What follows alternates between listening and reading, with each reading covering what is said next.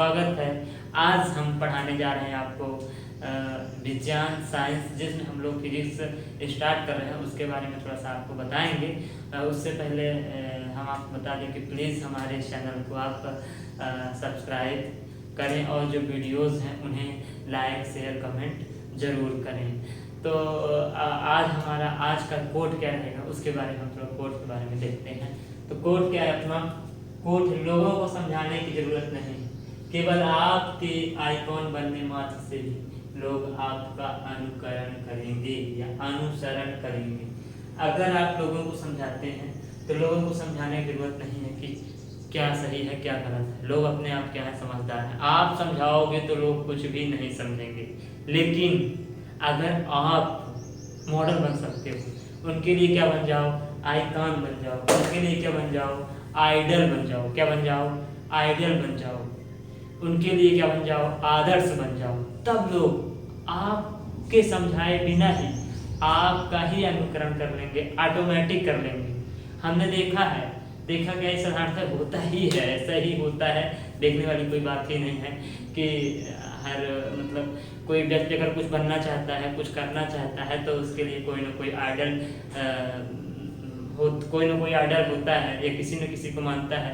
यहाँ तक कि कुछ ऐसी चीज़ें हमारे साथ तो खासकर हुआ है कि जिनको हम आइडल मानते हैं तो उनके साथ जैसा वो एक्शन लेते हैं, कुछ करते हैं तो अपने आप बिना अपने आप वैसे मेंटलिटी ही हो जाता है कि वो एक्शन हम कर देते हैं। जैसे वो कुछ एक्शन करना, जैसे उसका जो चलना, जैसे उसका कुछ बोलना, उसका हंसना, उसका कुछ भी एक्टिविटी है जो आपको पसंद आ गई होगी तो अपने आप आपके अंदर उतर जाएगी। आपको तनिक मात्र सा भी पता भी नहीं लगेगा कि रियल में ऐसा है कि नहीं है। जब कोई सामने वाला उसको गेस करेगा तब उसे समझ में आएगा कि हाँ ये ऐसा है। जब वो देखेगा नहीं उसे क्या है। इसीलिए क्या है, हमें क्या करना है, लोगों को समझाने की जरूरत नहीं। हमें क्या करना है, हमें क्या बनना है? एक मॉडल बनना है, एक आदर्श आइडल पुरुष बनना है, आदर्श पुरुष बनना है, आइडल मैन बनना है। और जब हम बन जाएंगे तो लोग आपकी बात जरूर सुनेंगे और उस पर गौर करेंगे, उसको अपने जीवन में उतारेंगे। और बोलते हैं कि जो दूसरों को समझाते हैं वो खुद नहीं समझते, और जो समझते हैं वो दूसरों को नहीं समझाते। ठीक है, क्या है? जो दूसरों को समझाते हैं वो खुद नहीं समझते हैं, और जो समझते हैं वो दूसरों को नहीं समझाते हैं। इसलिए आप गांठ बात कर जान लीजिए कि किसी को समझाने की जरूरत नहीं है। आप अपना करिए और आइडल बनिए। लोग अपने आप ही आपकी बात को मानेंगे, गौर करेंगे, विचार करेंगे। ठीक है, तो हमारा कोर्स कंप्लीट हुआ। हम लोग आज अपना क्लास देखते हैं जिसमें हम आज पढ़ने जा रहे हैं साइंस के बारे में। क्या पढ़ने जा रहे हैं? साइंस यानी विज्ञान। ये बहुत इस समय कहने में बहुत मुद्दा चल रहा है। विज्ञान बोलते हैं, हालांकि ये विज्ञान बोला जाता है, लेकिन अगर हम बात करें ये जो विज्ञान है तो ये जो जा है, जा किससे बना हुआ है?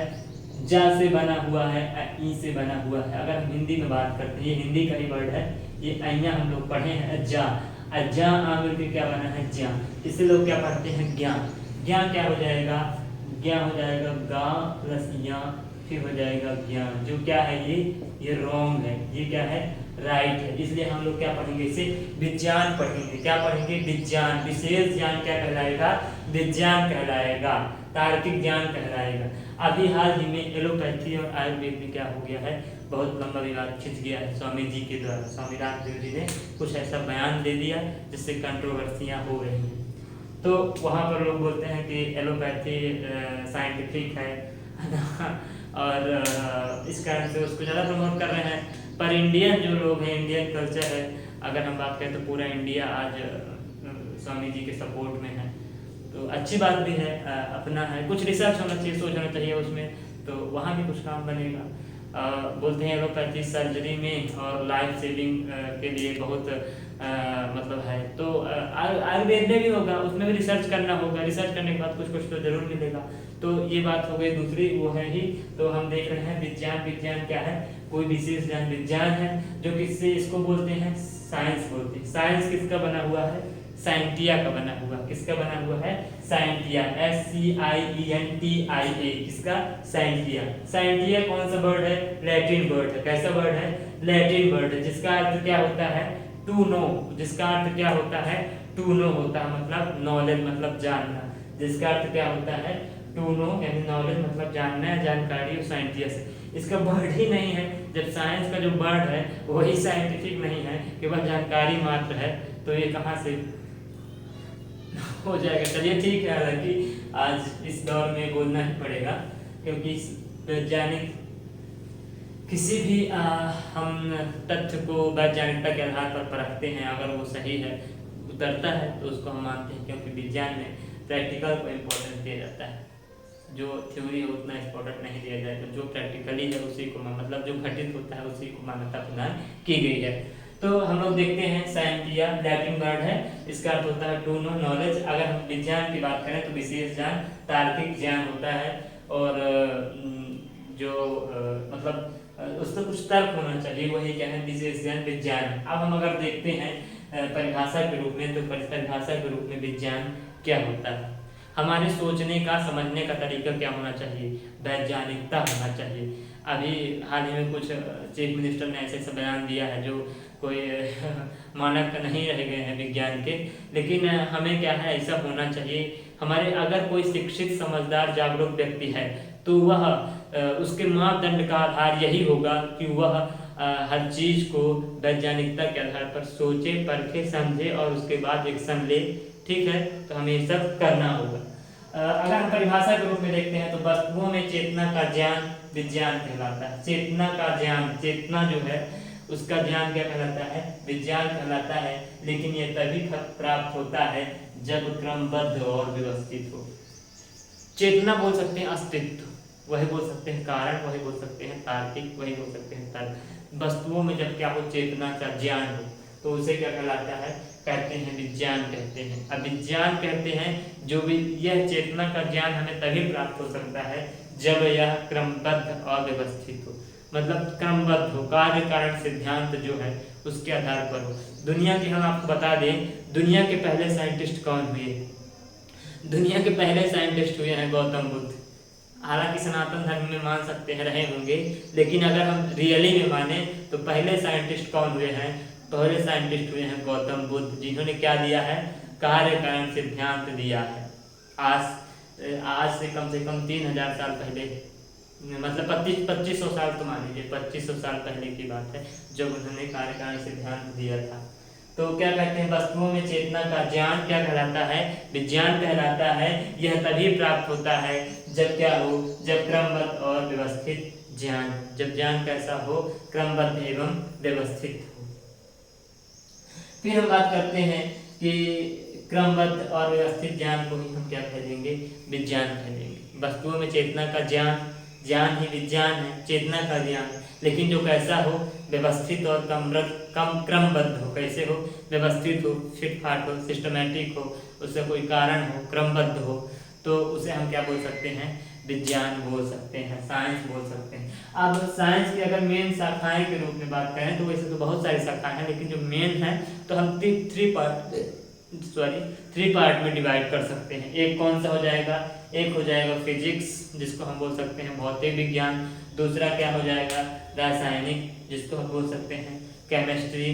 तीसरा क्या हो जाएगा, बायोलॉजी। तीसरा क्या हो जाएगा, बायोलॉजी यानी कि जीव विज्ञान।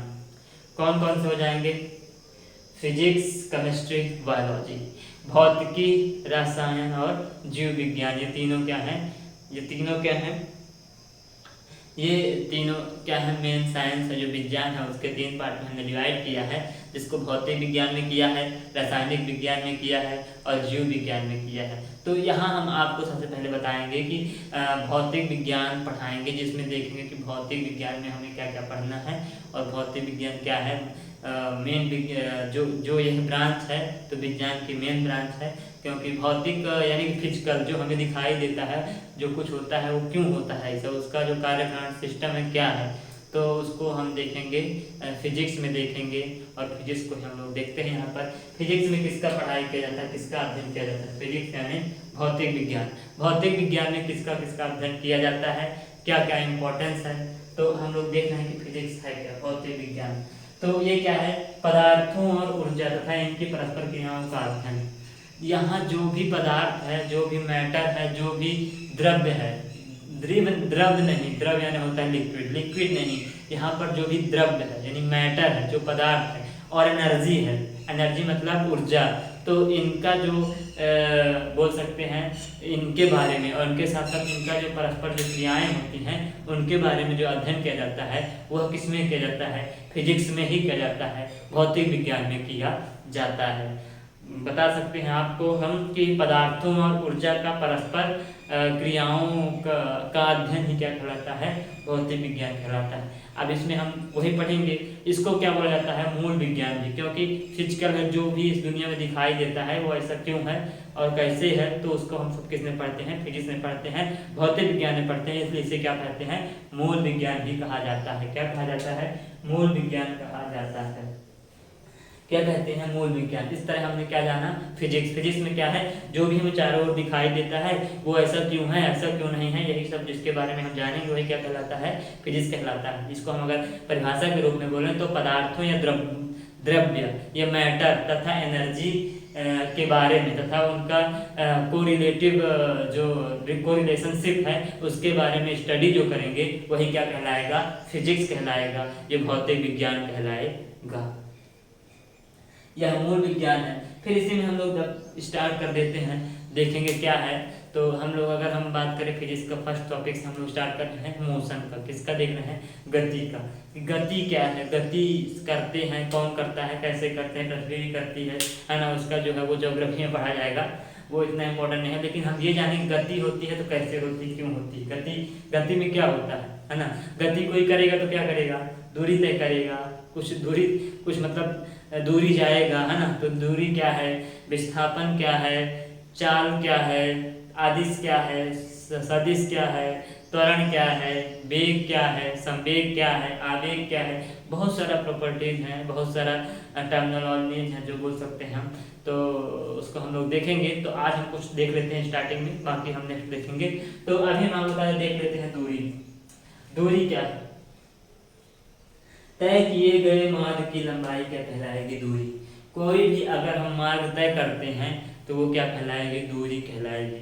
जैसे आप रूम से कहाँ पे गए, अब तो लॉकडाउन खुल रहा है एमपी में, तो आप लोग रूम से कहाँ गए, मार्केट गए, तो मार्केट तय किया दूरी, जितना दूरी तय किया वो क्या कहलाएगा, आपको दूरी तय कहलाएगा। जितना लंबाई तय किया आपने वो क्या कहलाएगा, दूरी कहलाएगा। लंबाई अलग है, दूरी अलग है, दूरी मेन शब्द है।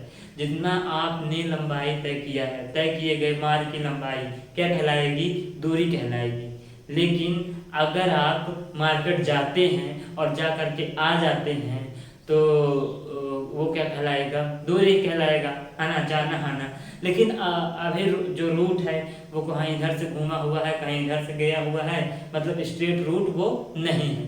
अगर हम बात करें जो लंबवत, सीधा और नज़दीक का जो रूट है उसे हम बोल सकते हैं विस्थापन। क्या बोल सकते हैं, विस्थापन बोल सकते हैं। क्या बोल सकते हैं, विस्थापन। तो दूरी समझे, दूरी हम समझिए, विस्थापन के लिए भी देखते हैं। दूरी क्या है, तय किए गए मार्ग की लंबाई। जैसे हम ये चल रहे हैं, यहाँ से वहाँ आ गए, क्या कहला गया, तय किए गए मार्ग की लंबाई। मान लीजिए कोई ए में है, ए से कहाँ पर आ गया, बी से, ये ए में इतना हो गया, बी से यहाँ पहुँच गया, तो ये तय किए गए मार्ग की लंबाई क्या कहलाएगी, दूरी कहलाएगी, डिस्टेंस कहलाएगी, डिस्टेंस कहलाएगी। क्या कहलाएगी, डिस्टेंस कहलाएगी। तय किए गए मार्ग की लंबाई क्या कहा जाएगा, दूरी कहा जाएगा। फिर बात करते हैं विस्थापन एंड डिस्प्लेसमेंट की। किसकी बात करेंगे, डिस्प्लेसमेंट की बात करेंगे। एक निश्चित दिशा में दो बिंदुओं के बीच तय की गई लंबवत दूरी। एक निश्चित दिशा में दो बिंदुओं के बीच तय की गई लंबवत दूरी क्या कहलाती है, डिस्प्लेसमेंट कहलाती है या विस्थापन कहलाती है। एक निश्चित दिशा में तय किए गए दो बिंदुओं के बीच की लंबवत दूरी क्या कहलाएगी, विस्थापन कहला जाएगी। ठीक है, देखिए हम यहाँ से यहाँ ऐसे भी जा सकते हैं। ये यहाँ पर गए, यहाँ पर मान लीजिए ये बी पॉइंट हो गया, ये सी पॉइंट हो गया, फिर यहाँ से यहाँ आ गए। लेकिन ये क्या कहलाएगा, ये डिस्टेंस कहलाएगा। क्या कहलाएगा, डिस्टेंस कहलाएगा। डिस्टेंस में कोई भी दूरी हो, कैसी भी हो, लंबाई हो मार्ग की कैसी भी हो, कोई भी हो, उसकी अगर हम तय करते हैं तो वो क्या कहलाएगा, दूरी कहलाएगा। लेकिन जो विस्थापन है, जो डिस्प्लेसमेंट है, तो वो क्या होना चाहिए, लंबवत होना चाहिए, नज़दीक होना चाहिए, सीधा होना चाहिए, कम से कम होना चाहिए, तो वो क्या कहलाएगा। ये यहाँ से हमें यहाँ घूम के न जाके डायरेक्ट यहाँ से यहाँ क्या करना है, चले जाना है। ठीक है, तो ये क्या कहलाएगा, डिस्प्लेसमेंट। डिस्प्लेसमेंट यानी कि विस्थापन कहलाएगा। नजदीक एवं लंबवत दूरी क्या कहलाएगा? विस्थापन कहलाएगा। एक निश्चित दिशा में दो बिंदुओं के बीच तय की गई लंबवत दूरी क्या कहलाएगा? विस्थापन कहलाएगा। अगर हम बात करें मात्रक क्या है इसका, तो मात्रक क्या है इसका? मीटर। मात्रक क्या है? मीटर। दूरी का भी विस्थापन का भी, क्योंकि लंबाई एक ही है, कोई किसी में कम होगा किसी में ज़्यादा होगा, लेकिन जो विस्थापन है, विस्थापन कैसा हो सकता है? प्लस हो सकता है मतलब पॉजिटिव हो सकता है, मतलब धनात्मक हो सकता है, ऋणात्मक हो सकता है मतलब निगेटिव हो सकता है, और जीरो हो सकता है। तो उस स्थिति को जानना होगा कि विस्थापन कैसे प्लस हो जाएगा, कैसे जीरो हो जाएगा, कैसे माइनस हो जाएगा, लेकिन जो दूरी है वो दूरी फिक्स रहेगी। हम यहाँ से स्कूल गए, 4 किलोमीटर दूर हमारा स्कूल है, फिर स्कूल से फिर हम घर आए, 4 किलोमीटर और हो गया, 8 किलोमीटर हमने क्या किया? दूरी तय किया। लेकिन वहीं अगर हम विस्थापन की बात करते हैं तो हम यहाँ से स्कूल गए 4 किलोमीटर, अब फिर आकर उसी स्थिति तक दोबारा पहुँच गए हैं, तो हमारा विस्थापन क्या हो जाएगा? जीरो हो जाएगा। क्या हो जाएगा? विस्थापन जीरो हो जाएगा। अगर स्कूल ही गए हम स्ट्रेट रूट से जा रहे हैं, नज़दीक रूट से जा रहे हैं, कम लंबवत है और कम है, तो क्या हो जाएगा? विस्थापन हो जाएगा। जो हम दूरी तय कर रहे हैं 4 किलोमीटर घूम घाम के, लेकिन अगर हम स्ट्रेट जा रहे हैं तो उसमें लग रहा है केवल हमें 3 किलोमीटर, तो उसका क्या हो जाएगा? विस्थापन हो जाएगा। और बात करें ऋणात्मक की, तो जब हम क्या करते हैं? उल्टा दूरी चलते हैं, तो उसे क्या कहलाएगा? उसे वहाँ पर विस्थापन क्या हो जाएगा? ऋणात्मक। जैसे हम ये रिवर्स चल रहे हैं तो ये क्या हो जाएगा? ऋणात्मक हो जाएगा। इस प्रकार से जो विस्थापन है वह धनात्मक, ऋणात्मक और शून्य हो जाता है। ये क्या है? डिस्प्लेसमेंट है। फिर इसके बाद क्या है? स्पीड या चाल। स्पीड या चाल क्या है? ये स्पीड या चाल है क्या? स्पीड और चाल क्या है? स्पीड हम आपको बता दें कि जैसे आप मोटरसाइकिल चलाते होंगे, बाइक चलाते होंगे ना, तो बाइक में आप क्या बता रहे हैं? इतना स्पीड से जाते हैं, तो वो आप बताते हैं कि 1 आवर में कितना किलोमीटर चल सकते हैं? 80 के रफ्तार से, बोलते हैं ना 80 किलोमीटर की रफ्तार से हम चला रहे हैं, उस समय का उसका मतलब ये होगा आपका जो चाल है, स्पीड है, वो कितना है? 80 किलोमीटर पर आवर। मतलब कि आप 1 घंटा में अगर उसी रफ्तार से चलते रहेंगे लगातार, तो 1 घंटा में आप 80 किलोमीटर की दूरी तय कर लेंगे। चाल बराबर दूरी बटे समय। प्रति एकांक मतलब प्रति समय में, मतलब इकाई समय में, मतलब इकाई मतलब 1 यूनिट, 1 घंटे में कोई भी समय हो, तय की गई दूरी को ही क्या कहेंगे? चाल कहा जाता है। चाल क्या है? दूरी है, लेकिन कैसी है? निश्चित समय में। मान लीजिए कि 1 घंटा में हम नाप रहे हैं, 1 घंटा में हम 60 किलोमीटर चल रहे हैं, तो हमारी चाल क्या होगा? 60 किलोमीटर पर आवर। अगर हम 2 घंटे में चल रहे हैं 100 किलोमीटर, तो हम लिखेंगे 100 किलोमीटर पर 2 आवर। ये हमारा क्या हो जाएगा? चाल हो जाएगा। चाल बराबर दूरी बटे समय, बहुत बचपन से पढ़ते आ रहे हैं, आपको पता भी होगा। चाल बराबर क्या है? दूरी बटे समय। चाल क्या है? एक दूरी ही है, लेकिन निश्चित समय। निश्चित समय में तय की गई दूरी को चाल ही कहा जाता है। वस्तु द्वारा प्रति सेकंड तय की गई दूरी, या इसे बोल सकते हैं निश्चित समय में तय की गई दूरी को हम चाल कहते हैं। निश्चित समय में तय की गई दूरी को क्या कहेंगे? चाल कहेंगे। चाल बराबर दूरी बटे समय होता है। क्या होता है? चाल बराबर दूरी बटे समय होता है। और इसका मात्रक क्या है? मीटर पर सेकंड। इसका मात्रक क्या है? मीटर पर सेकंड। इसका क्या हो जाएगा? मात्रक हो जाएगा। इस प्रकार से हम लोगों ने क्या किया? साइंस के बारे में थोड़ा जाना, थोड़ा आज फिजिक्स के बारे में जाना। अब हमने क्लास में फिर फिजिक्स को डिटेल से आगे बढ़ाएंगे। तो हम आपको बता दें कि प्लीज़ हमें सपोर्ट करने के लिए हमारे चैनल को सब्सक्राइब, लाइक, शेयर, कमेंट जरूर करें। और हमको भी कोई भी फीडबैक, सुझाव देना हो तो कमेंट कर सकते हैं। और हम क्या करते हैं, एक बार इसे रिवाइज कर लेते हैं, फिर आज की क्लास समाप्त करते हैं। तो हमने आपको बताया क्या है साइंस क्या है। साइंस क्या है? विशेष ज्ञान है, क्रम वस्तुओं का क्रमबद्ध एवं व्यवस्थित ज्ञान ही क्या है? साइंस है। और जो ये किससे बना हुआ है? साइंटिया लैटिन वर्ड है। लैटिन वर्ड में क्या मतलब होता है? साइंटिया से बना है। साइंटिया क्या मतलब होता है? टू नो मतलब होता है, मतलब नॉलेज होता है। और वस्तुओं में चेतना का ज्ञान क्या कहलाता है? विज्ञान कहलाता है। लेकिन यह तभी संभव होता है जब क्रमबद्ध और व्यवस्थित हो।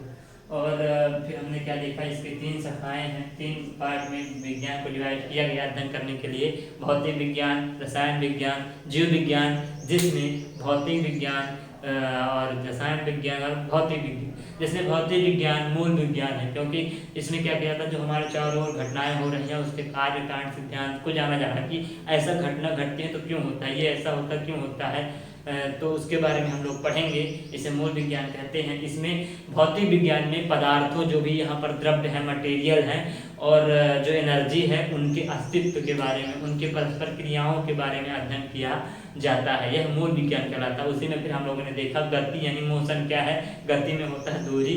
दूरी क्या है, तय की गई मार्ग की लंबाई, जितने दूरी तय की हुई, क्या कहते हैं, मार्ग की लंबाई तय किए। मान लो हम यहाँ से गए 1 किलोमीटर, तो अब हमारी तय की गई मार्ग की लंबाई कितना हो जाएगा, दूरी कहलाएगी। दूरी 1 किलोमीटर। इसका मानक क्या है, मात्रा क्या है, मीटर। सबसे छोटा मतलब मानक, मेन स्टैंडर्ड मानक क्या है, मीटर है। और अगर हम विस्थापन की बात करें तो किसी निश्चित दिशा में दो बिंदुओं के बीच तय की गई लंबवत व कम से कम दूरी को क्या कहते हैं, विस्थापन या डिस्प्लेसमेंट कहते हैं। यह धनात्मक ऋणात्मक 0 हो सकता है, जबकि दूरी क्या होता है, हमेशा पॉजिटिव ही रहता है। और क्या है, चाल क्या है, चाल बराबर दूरी बटे समय। चाल बराबर क्या होता है, दूरी बटे समय। किसी निश्चित समय में तय की गई दूरी को क्या कहा जाता है, चाल कहा जाता है। निश्चित समय में तय की गई को दूरी को क्या कहते हैं, चाल कहा जाता है। इसका मात्रक क्या है, मीटर प्रति सेकंड। ओके, आज की क्लास में समाप्त करते हैं, फिर देखते हैं।